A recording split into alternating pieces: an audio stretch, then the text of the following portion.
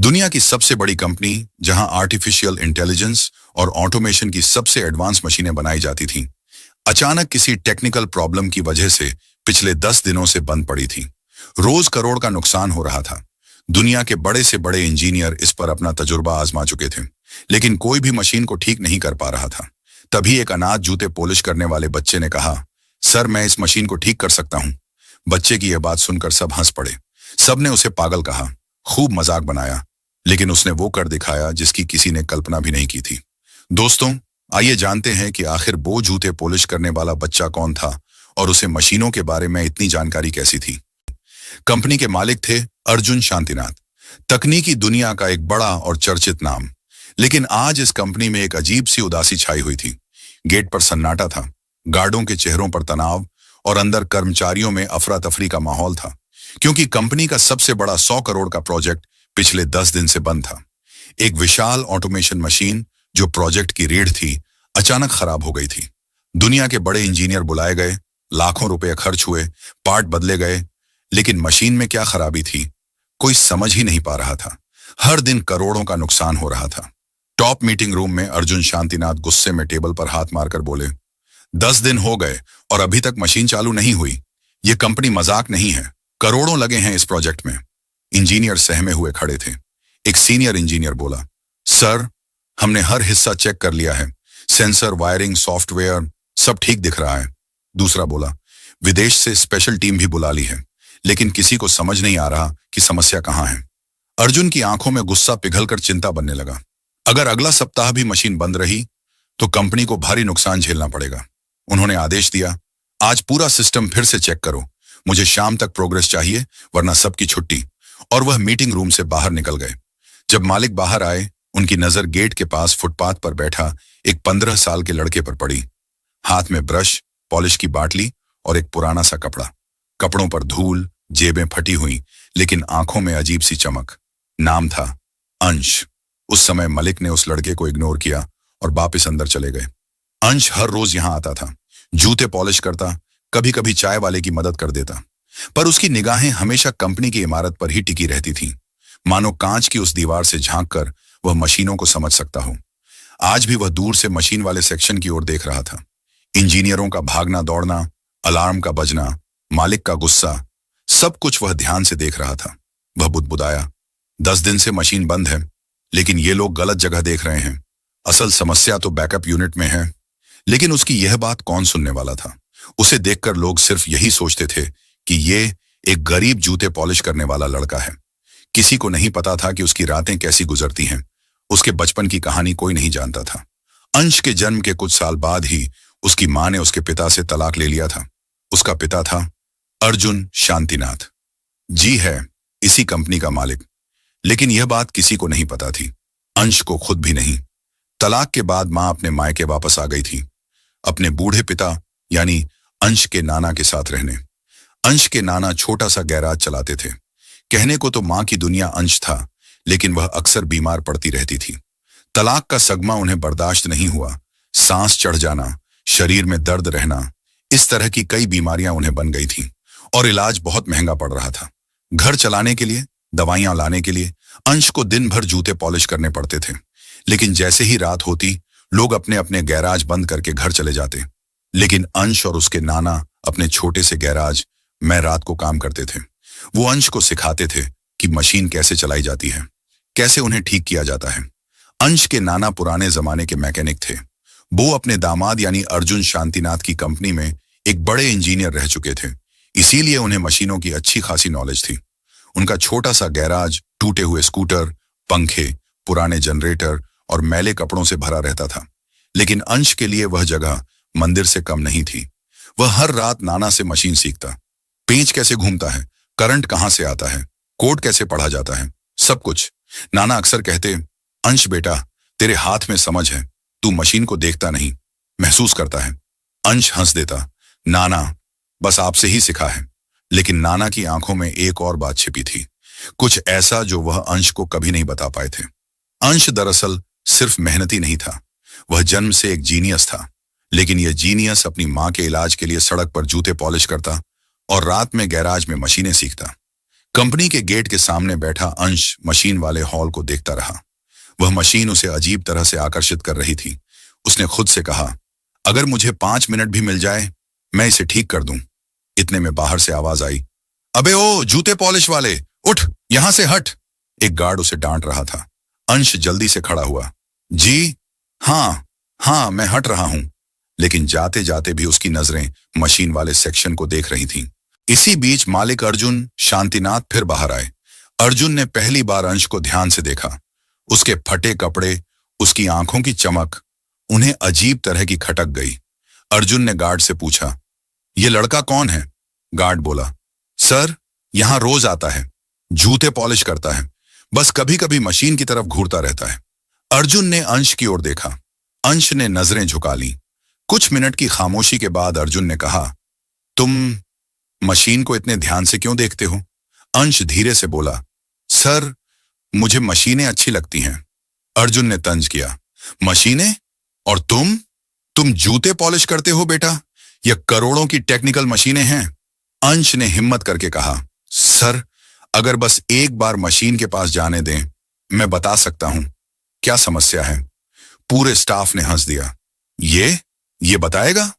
जूते चमकाने वाला बच्चा मशीन ठीक करेगा? सर, समय बर्बाद मत कीजिए। लेकिन अंश चुप रहा। उसके चेहरे पर एक अजीब विश्वास था, जैसे कोई रहस्य छुपा हो। और अर्जुन को न जाने क्यों उस लड़के के चेहरे में अपना बचपन दिखाई देने लगा। लेकिन वो बिना कुछ कहे वहां से वापस चले गए। अंश भी मशीनों को देखता हुआ अपने घर चला गया। घर जाकर उसने खाना खाया और फिर अपने नाना के साथ मशीनों के बारे में सीखने लगा। अगली सुबह कंपनी के गेट के सामने वही हलचल थी। इंजीनियरों के हाथों में फाइलें, कॉन्फ्रेंस कॉल की आवाजें, और मशीन अभी भी बंद थी। अंश फुटपाथ पर अपना छोटा सा स्टूल रखकर बैठा था। उसके सामने पॉलिश की बोतल और ब्रश रखा था। लेकिन आज वह पहले से भी ज्यादा बेचैन था। उसकी मां की दवा खत्म हो गई थी। कल रात नाना ने कहा था, अंश, तू बहुत तेज दिमाग वाला है, लेकिन दुनिया तेरा विश्वास नहीं करेगी जब तक तू खुद को साबित नहीं कर देता। अंश की आंखें भर आईं। नाना ने मुस्कुराकर कहा, दुनिया किसी गरीब के हुनर को नहीं पहचानती बेटा, जब तक वह अपनी काबिलियत से दुनिया को झटका न दे दे। ये बात अंश के दिल में उतर गई। अंश को अपनी मां की दवा लेने के लिए पैसे चाहिए थे। उसने सोचा, अगर मैं मशीन ठीक कर दूं तो शायद मुझे कुछ मिल जाएगा और फिर मां का इलाज हो जाए। ये सोचकर वो गेट पर पहुंचा। धीरे से गार्ड से बोला, भैया, बस 5 मिनट। गार्ड चिल्लाया, अबे, फिर आ गया तू? कहां था दूर रहना? अंश झुककर बोला, भैया, बस मशीन को देखना है। गार्ड चिल्लाया, चल हट, अपने काम पे ध्यान दे। गार्ड ने धक्का देकर उसे दूर कर दिया। अंश फिर भी रुका नहीं। वह गेट के किनारे लगी झाड़ियों के पीछे से झांकने लगा। वहां से मशीन का कंट्रोल रूम कुछ कुछ दिखता था। वह बुदबुदाया, ये लोग सेंसर चेक कर रहे हैं, लेकिन असली समस्या वहां नहीं है। उन्हें बैकअप यूनिट के अंदर देखना चाहिए। उसकी आवाज धीमी थी, लेकिन दिमाग तेजी से काम कर रहा था। कुछ ही देर बाद एक इंजीनियर बाहर निकला और उसे देखा। वह चिल्लाया, ओए, यहां क्या कर रहा है? अंदर झांक रहा है। अंश ने तुरंत हाथ जोड़ दिए। सर, मैं बस देखना चाहता हूं। इंजीनियर आग बबूला हो गया। देखने से क्या होगा? इतनी बड़ी बड़ी कंपनियों की मशीनें बच्चों के खिलौने नहीं होती। चल भाग यहां से। अंश ने सिर झुका लिया। उसके हाथ कांप रहे थे, लेकिन आंखों में वही चमक थी। वह धीरे धीरे वापस फुटपाथ पर आकर बैठ गया, लेकिन उसकी नजरें गेट पर ही टिकी रहीं। उस दिन मशीन का शोर अचानक बंद हो गया। सायरन सी आवाज आई, ट्रर ट्रर, सिस्टम क्रिटिकल एरर। कंपनी के सारे कर्मचारी बाहर भागने लगे। अंश डरते हुए गेट के पास आया, लेकिन जैसे ही उसने अंदर झांका, गार्ड फिर चिल्लाया, तेरी तो मैं अभी, भाग यहां से। उसने अंश को फिर धक्का दिया। इस बार अंश सड़क पर गिर पड़ा। उसके कपड़े और गंदे हो गए। कुछ लोग हंसने लगे। ये बच्चा क्या कर लेगा मशीन के बारे में? हद है भीख मांगने वालों की। एक महिला बोली, ये लड़का पागल है क्या? इतनी बड़ी कंपनी में जाएगा? एक आदमी बोला, ये सोचता है मशीन ठीक करेगा। अरे, इसे तो लैपटॉप भी चलाना नहीं आता होगा। अंश ने कुछ नहीं कहा, बस अपने घुटनों से धूल झाड़ी और फिर चुपचाप एक कोने में बैठ गया।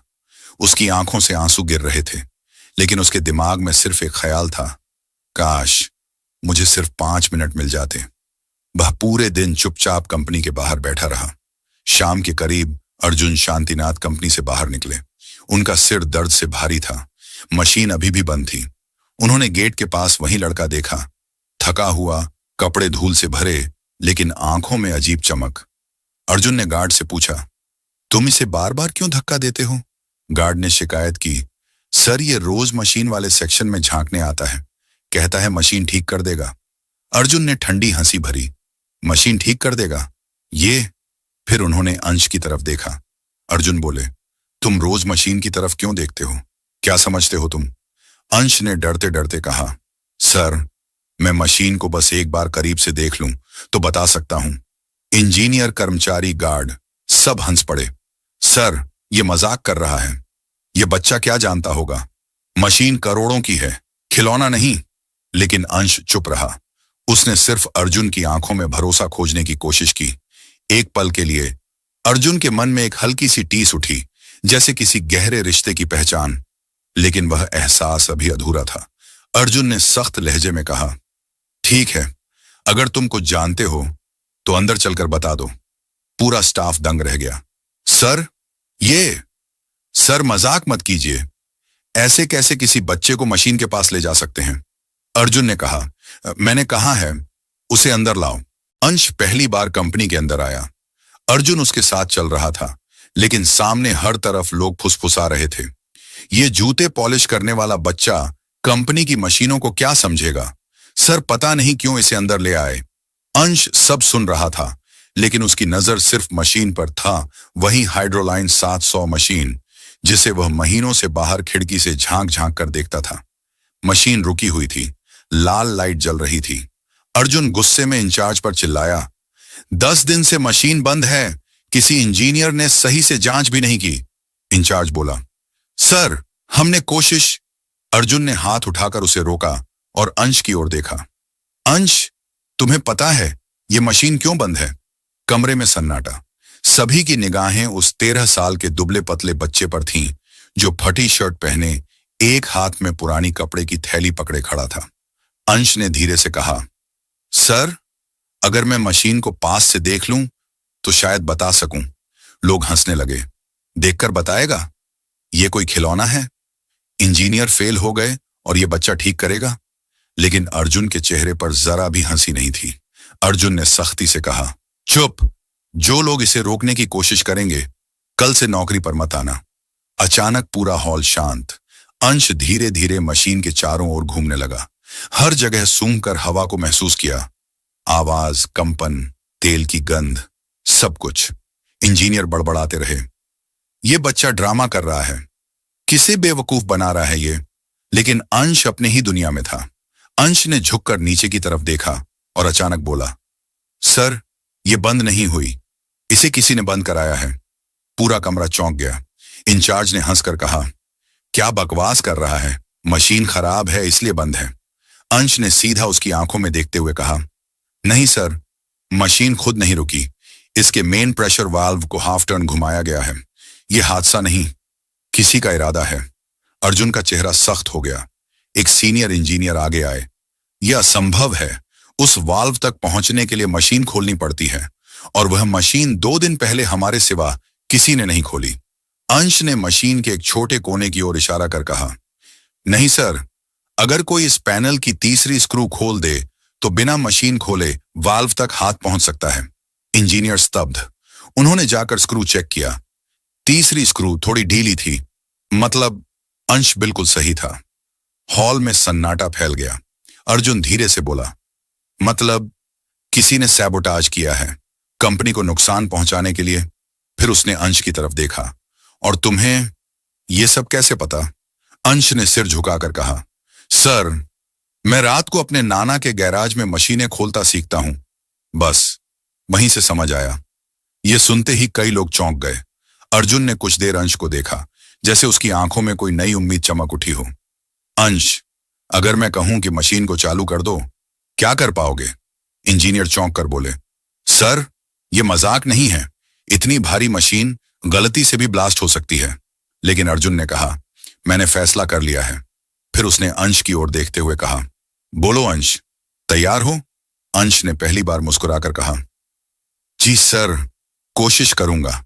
इस एक लाइन ने पूरा हॉल चुप कर दिया। इंजीनियरों ने एक दूसरे को देखा। यह पागलपन है।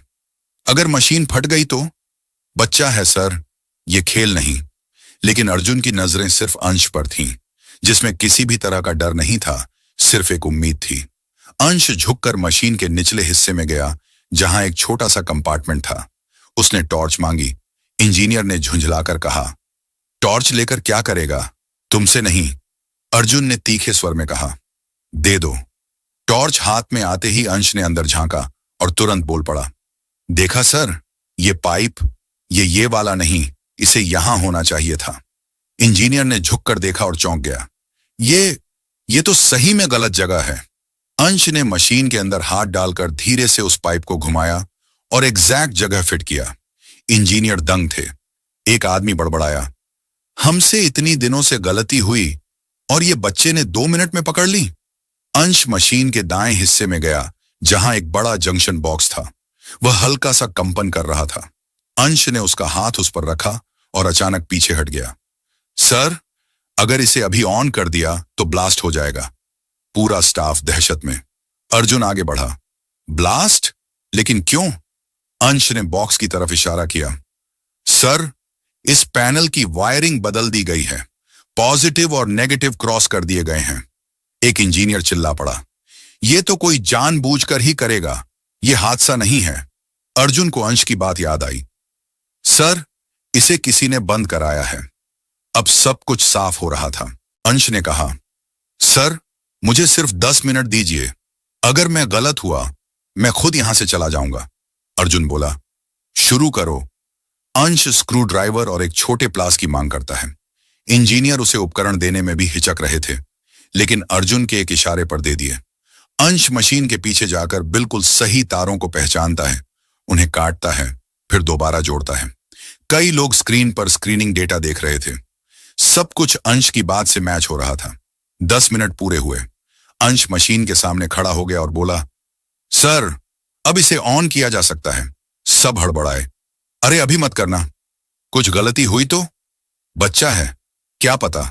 अर्जुन ने किसी की नहीं सुनी। उसने अंश को ही इशारा किया, तुम ही ऑन करो। अंश धीरे से मुख्य बटन के पास गया, एक लंबी सांस ली और क्लिक। 2 सेकंड, 5 सेकंड, 7 सेकंड, सबकी सांसें थमी हुई थीं। अचानक गूंस, मशीन चालू हो गई।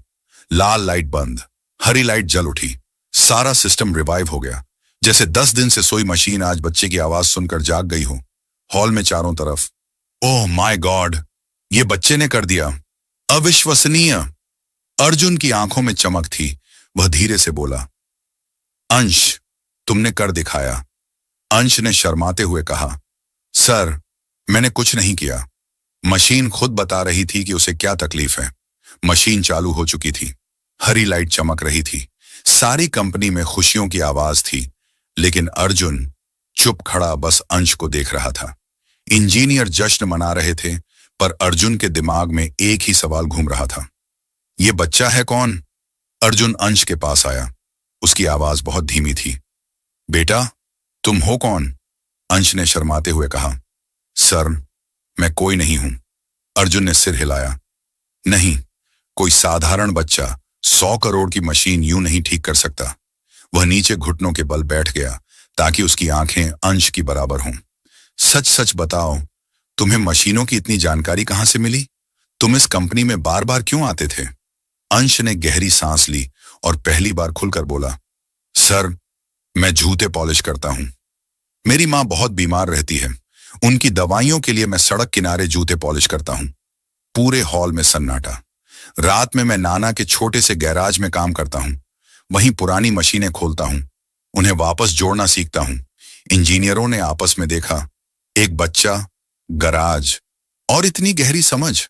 अर्जुन ने धीरे से पूछा, तुम्हारे पिता? अंश ने सिर झुका लिया। मुझे नहीं पता सर, मैंने उन्हें कभी नहीं देखा। यह जवाब अर्जुन के दिल में चुभ गया, क्योंकि उसकी अपनी कहानी ठीक ऐसी ही थी। अर्जुन ने ध्यान से अंश का चेहरा देखा। उसकी आंखें, उसकी नाक, उसकी बोलने की शैली, कुछ बहुत गहरा अर्जुन के अंदर हिल रहा था। उसने धीरे से पूछा, तुम्हारी मां का नाम क्या है? अंश ने कहा, अनन्या, अनन्या शौर्य। यह सुनते ही अर्जुन के पैरों के नीचे से जमीन खिसक गई। हॉल में खड़े लोग देख रहे थे। अर्जुन की सांस रुक गई थी। अनन्या शौर्य, यह वही नाम था जिससे वह 12 साल पहले तलाक ले चुका था, एक गलतफहमी की वजह से। उसकी आंखों में हल्का कंपन आया। और तुम्हारा नाम? अंश। पूरा नाम? अंश चुप रहा, फिर धीरे से बोला, अंश, अंश अनन्या। अर्जुन के भीतर जैसे तूफान उठ पड़ा। अर्जुन ने लगभग कांपती आवाज में पूछा, तुम्हारी उम्र? 12 साल। तुम कहां रहते हो? नाना के साथ। मां कहती हैं कि पापा ने उन्हें छोड़ दिया और कभी वापस नहीं आए। अर्जुन जमीन पर बैठ गया, आंखें लाल, हाथ कांप रहे थे। 12 साल, उसी साल का बच्चा, अनन्या का बेटा, दिखने में बिल्कुल उसी जैसा। अर्जुन की आवाज टूट गई। अंश, क्या तुम्हारी मां ने कभी तुम्हारे पापा की तस्वीर दिखाई? नहीं सर, वो हमेशा कहती हैं, कुछ तस्वीरें फाड़ दी, कुछ खो गईं। अर्जुन की आंखों से आंसू गिर पड़े। वह समझ चुका था, यह बच्चा, यह वही है, उसका अपना, उसका खोया हुआ बेटा। अर्जुन ने अंश को कसकर पकड़ लिया, जैसे 12 साल का सूखा एक ही पल में बारिश में बदल गया हो। इंजीनियर, स्टाफ, सभी लोग दंग खड़े थे। अर्जुन ने कांपती आवाज में कहा, अंश, तुम मेरे। वह पूरी बात नहीं बोल सका, गला भर आया। उसने अंश का चेहरा दोनों हाथों में लिया। बेटा, तुम मेरे जैसे क्यों लगते हो? अंश घबरा गया। सर, आप ठीक हैं? लेकिन अर्जुन अपने आप को रोक नहीं पाया। धीरे से बोला, क्योंकि तुम शायद मेरे ही बेटे हो। पूरी कंपनी में एक चीख सी फैल गई। क्या? मालिक का बेटा? अंश डर गया, पीछे हट गया। ऐसा मत कहिए, मेरी मां, हम बहुत गरीब हैं। अर्जुन ने तुरंत कहा, गरीबी किसी रिश्ते को नहीं रोक सकती। अंश, और अगर तुम मेरे बेटे निकले तो तुमने आज सिर्फ मशीन नहीं, मेरी जिंदगी भी ठीक कर दी है। अर्जुन ने सुरक्षा विभाग को बुलाया और साफ शब्दों में कहा, कल सुबह डीएनए टेस्ट होगा। पूरे स्टाफ के बीच सन्नाटा छा गया। अंश बस एक ही बात सोच रहा था, क्या वाकई यह आदमी मेरा पापा हो सकता है? अर्जुन का दिल धड़क रहा था। क्या अंश वही बेटा है जिसे किस्मत ने 12 साल बाद लौटाया है? मशीन ठीक होने के बाद पूरी कंपनी में सिर्फ एक ही चर्चा थी, क्या अंश वाकई मालिक का बेटा है? अंश घबराया हुआ था। वह सोच भी नहीं पा रहा था कि उसकी एक छोटी सी कोशिश उसकी पूरी जिंदगी बदल देगी। अर्जुन उसे अपनी कार से घर छोड़ने लगा, लेकिन अंश ने मना कर दिया। सर, मैं खुद चला जाऊंगा। अगर लोग मेरी मम्मी को देखकर कुछ बोले, उन्हें बहुत बुरा लगेगा। अर्जुन ने पहली बार अंश के सिर पर हाथ फेरा। कल मैं तुम्हारे घर आऊंगा, डीएनए टेस्ट होगा, फिर सच सामने आएगा। अंश चुपचाप चला गया। अर्जुन पूरी रात सो नहीं पाया। अर्जुन पहली बार उस पुराने मोहल्ले में पहुंचा जहां अंश रहता था। सड़क तंग, लोग गरीब, लेकिन एक छोटा सा घर जिसके दरवाजे के बाहर जूते पॉलिश का छोटा सा डिब्बा रखा था। अर्जुन का दिल पिघल गया। वहीं एक औरत बैठी थी, कमजोर लेकिन चेहरे पर अजीब सी शांति। वह अनन्या थी, वही महिला जिससे अर्जुन ने 12 साल पहले एक गलतफहमी में तलाक ले लिया था। अर्जुन का गला भर आया। अनन्या। अनन्या ने उसकी ओर देखा, पहचान गई, लेकिन कोई खुशी नहीं, सिर्फ पुराने घाव। क्यों आए हो अर्जुन? उसकी आवाज टूटी हुई थी। अर्जुन ने कहा, अनन्या, मुझे अंश के बारे में जानना है। अनन्या सहम गई। उसे क्यों परेशान कर रहे हो? वो तो वैसे ही आधी रात तक काम करता है। मेरे इलाज के लिए?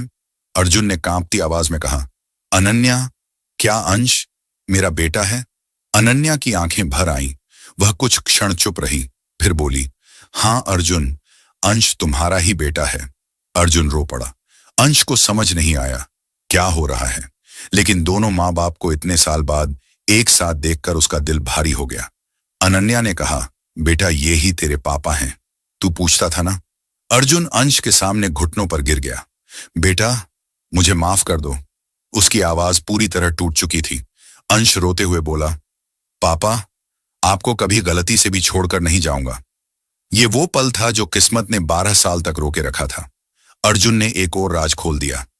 अंश, जिस इंजीनियर ने मशीन की वायरिंग बदली थी, उसने कबूल कर लिया।